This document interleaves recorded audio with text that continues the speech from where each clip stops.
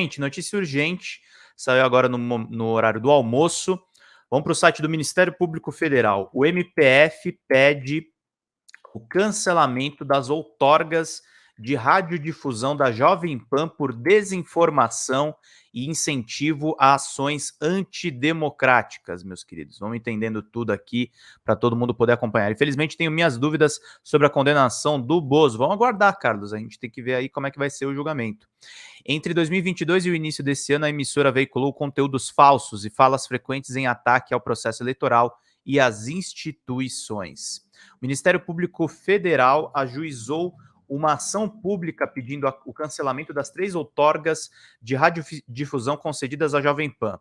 A requisição se deve ao alinhamento da emissora à campanha de desinformação que se instalou no país ao longo de 2022 até o início deste ano, com veiculação sistemática em sua programação de conteúdos que atentam contra o regime democrático. O MPF destaca que as condutas praticadas pela Jovem Pan violaram diretamente a Constituição e a legislação que trata do serviço público de transmissão em rádio e televisão.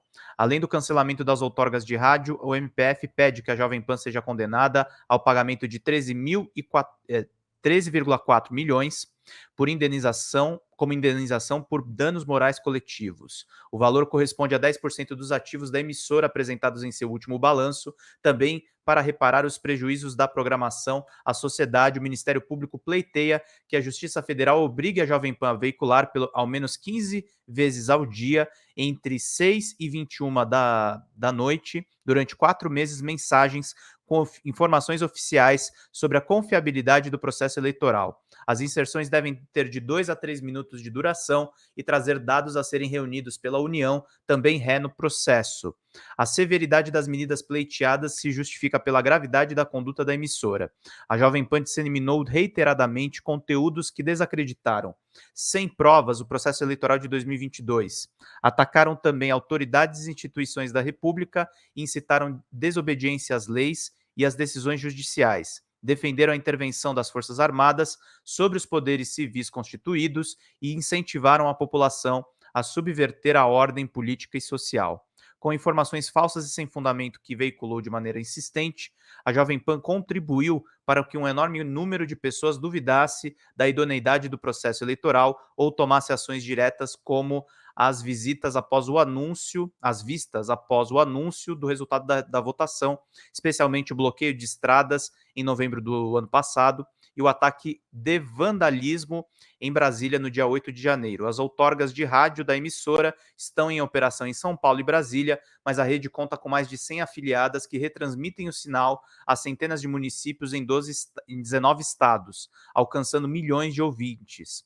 Exemplo, para embasar a ação, o MPF realizou uma análise criteriosa do vasto conteúdo produzido e transmitido pela Jovem Pan entre o dia 1º de janeiro de 2022 e 8 de janeiro desse ano, com foco nos programas Os Pingos nos Is, 3 em 1, Morning Show e Linha de Frente. A ação cita numerosos exemplos de discursos que extrapolam as liberdades de expressão e de radiodifusão e configuram manifestações ilícitas, feitas por mais de 20 comentaristas durante o período. Todas convergiram para a defesa das mesmas teses, que, por isso, podem ser identificadas com a linha editorial da emissora. As falas que desinformavam sobre o sistema eletrônico de votação começaram a permear a programação muito antes do início oficial da campanha eleitoral. Desde os primeiros meses de 2022, comentaristas alegavam reiteradamente que as urnas não seriam seguras e sustentavam uma suposta impossibilidade de auditagem dos aparelhos e um alegado conluio entre as autoridades para definir o resultado da eleição, sem qualquer fundamento técnico ou conhecimento jurídico. Sobre a questão, os integrantes da emissora mantiveram a defesa dessa ideia, até mesmo quando o próprio Ministério da Defesa produziu um relatório concluindo pela inexistência de falhas ou inconsistências nas urnas, em novembro. Segundo os comentários vinculados na emissora, somente o sistema de voto impresso poderia garantir a lisura das eleições. As urnas eletrônicas, porém, são submetidas periodicamente a testes e auditorias que nunca indicaram brechas para fraudes. Ao manter sistematicamente as opiniões infundadas, a Jovem Pan induzia seus ouvintes a duvidarem da integridade das eleições naquele ano, com frases como deixar tudo nas mãos do TSE, sem questionamento é suicídio eleitoral, tudo configura por si só uma espécie de golpe brando, e eu acredito que esse relatório de novembro não deslegitimou a eleição, mas também não avalizou o processo eleitoral. O MPF apurou ainda que, recorrentemente, as falas graves eram direcionadas ao Supremo Tribunal Federal e ao Tribunal Superior Eleitoral, TSE, inclusive contra seus ministros. Os comentaristas chegaram a usar palavras como entrave e câncer para caracterizar as cortes e defendiam com frequência que o Senado abrisse um processo de impeachment contra os seus membros, especialmente Alexandre de Moraes. A partir disso, o presidente da casa, Rodrigo Pacheco, também passou a ser alvo de investidas e apontado como omisso, como se houvesse um conluio entre as autoridades da República em desfavor da sociedade. Em dado momento, os comentaristas da emissora acusaram, sem nenhuma prova, um ministro do STF de mandar instalar uma escuta ilegal na tornozeleira de um investigado para ouvir clandestinamente as suas conversas. A gravidade desses discursos foi escalando ao longo do período.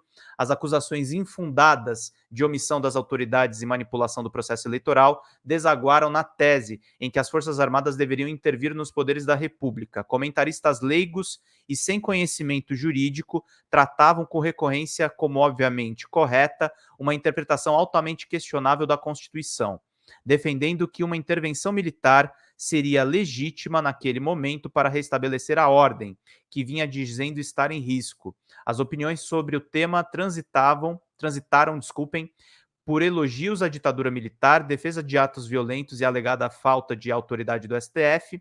Se as Forças Armadas estivessem dispostas a agir, o que o STF decide é absolutamente relevante e, se vocês, Forças Armadas, vão defender a pátria, vai haver reação de vagabundo. Ué, passa o cerol, pô, vocês são treinados para isso, são apenas alguns dos exemplos. Obrigado aí, Aguinaldo Silva. Vamos pingar, galera. Obrigado, querido. O discurso alinhado entre os comentaristas em defesa da ruptura institucional incluiu também várias manifestações incitando a desobediência pela população de ordens judiciais supostamente legais e até mesmo a insubordinação de policiais, para que deixassem de cumpri-las quando incumbidos disso. As teses defendidas na emissora procuraram ainda legitimar atos de grupos radicalizados que, após as eleições, pediam intervenção militar e outras inconstitucionalidades e propuseram até mesmo guerra civil como alternativa ao alegado impasse institucional. Um dos comentaristas chegou a dizer, logo após a conclusão do segundo turno, que ou a gente aceita uma eleição sem transparência, sem legitimidade, sem confiança da população, ou a gente aceita tudo isso e abaixa a cabeça, ou a gente vai ter uma guerra civil, para concluir em seguida. Então, que tenha guerra civil, pô. O mesmo comentarista disse na ocasião: as Forças Armadas estão conscientes do momento que estamos vivendo, agora elas só agem provocadas por um dos poderes. Então, nesse ponto, o novo interesse para o povo que quer se manifestar não é mais nos quartéis, o novo endereço é a Praça dos Três Poderes. Foi o que se viu no dia 8 de janeiro desse ano, quando vândalos deixaram acampamento diante do Exército em Brasília e, acompanhados de outras pessoas, chegavam à capital federal de diversas regiões do país, marcharam em direção à praça e depredaram as sedes do STF, do Congresso Nacional e do Palácio do Planalto. Naquele dia, a cobertura da emissora tratou com normalidade a chegada dos manifestantes ao local, elogiou o ato até então pacífico e aproveitou para tecer mais críticas ao judiciário e ao processo eleitoral. Após o início dos ataques aos prédios, o discurso dos comentaristas passou a ser mais moderado, mas ainda assim a tentativa de legitimação das ações, com a tentativa de legitimação das ações golpistas. Segundo um dos comentaristas, o responsável por essa situação não vai ser encontrado entre os manifestantes. Os responsáveis pela essa situação são exatamente os atores políticos que se ausentaram das providências que esses manifestantes em Brasília e em todas as unidades da federação têm se manifestado há vários dias. Outras declarações na sequência endossam essa tese. A cobertura feita pela emissora no dia 8 de janeiro de 2023 é reveladora porque as passagens em cima transcritas são representativas de discursos disseminados por pelo menos um ano e que não se arrefeceram totalmente, nem mesmo quando o Brasil assistia o mais grave evento da história da redemocratização, ressaltaram os procuradores da República, autores da ação no MPF, integrantes da Procuradoria Regional dos Direitos do Cidadão de São Paulo. inconstitucional e ilegal. Embora a emissora mantenha a veiculação de sua programação também no YouTube e em um canal de TV por assinatura, a ação do MPF trata do cancelamento apenas das outorgas de rádio pelo fato da radiodifusão constituir um serviço público, concedido ou permitido pela União a particulares interessados em explorá-lo. Tanto a Constituição quanto a legislação específica sobre o assunto trazem parâmetros para essa exploração, estabelecem limites ao conteúdo vinculado por radiodifusão, com vista à preservação dos interesses da coletividade. A Constituição fixa, em seu artigo 221, que as empresas devem dar preferência a finalidades educativas, artísticas, culturais e informativas, e respeitar os valores éticos e sociais da pessoa, entre os quais estão inclusos os direitos fundamentais dos cidadãos, o Código Brasileiro de Telecomunicações, a Lei 4.117 de 62, vai no mesmo sentido e detalha, no artigo 53, as ações que constituem abuso no exercício de liberdade da radiodifusão. Entre as condutas estão várias das praticadas pela Jovem Pan, como incentivar a desobediência, veicular notícias falsas com perigo de pôr para a ordem pública, econômica e social e insuflar a rebeldia ou a indisciplina nas Forças Armadas. Todas podem motivar o fim das outorgas, conforme a legislação. Esta ação, portanto, não se volta contra discursos que legitimamente fazem parte da ordinária dos dissensos políticos e ideológicos de sociedades plurais, mas sim busca a devida responsabilização de quem, praticando graves atos ilegais, abusou de outorgas de serviço público e desvirtuou os princípios e as finalidades sociais que lhes dão lastro, frisaram os autores dos pedidos do MPF. Além das condenações requeridas para a Jovem Pan, o MPF pede que a União seja obrigada a providenciar e fiscalizar as inserções das informações oficiais sobre o processo eleitoral na emissora. Mais do que isso, o Ministério Público quer que a Justiça Federal estabeleça o dever da União de inspecionar de forma contínua e eventualmente punir outras detentoras de outorga de radiodifusão que, na qualidade formal de afiliadas ou não, venham a transmitir conteúdos produzidos pela Jovem Pan. Vai para cima das afiliadas. Por fim, para garantir a preservação de provas, o MPF requer... Mandem superchats, gente. Essa live merece aqui pelo assunto, para todo mundo poder acompanhar aqui. Por fim, para garantir a preservação das provas, o MPF requer que a emissora seja proibida de apagar conteúdos do seu canal no YouTube. Em relação ao Google, o Ministério Público pede que a Justiça determine à empresa a disponibilização em nuvem de um link contendo a íntegra de todos os vídeos que a Jovem Pan publicou na plataforma, no período compreendido da ação, com organização em pastas e dados sobre o número de visualizações, já que o conteúdo que a emissora disponibiliza no YouTube é, via de regra, o mesmo veiculado em suas transmissões de rádio.